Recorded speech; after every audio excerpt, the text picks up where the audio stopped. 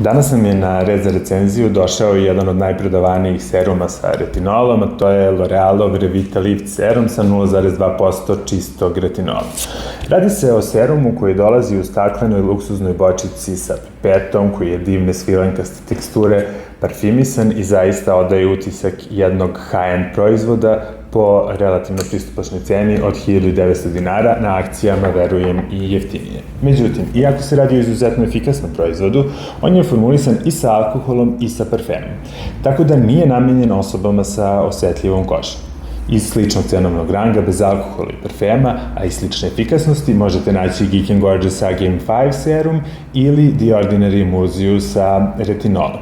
Međutim, ovi proizvodi nisu formulisani sa parfemom, nemaju luksuzne bočice i svilenkaste teksture, tako da ukoliko vam je u proizvodu važan taj luksuzni moment, onda izaberite L'Oreal. Ukoliko vam takve stvari nisu važne, neki od ova dva seruma svakako.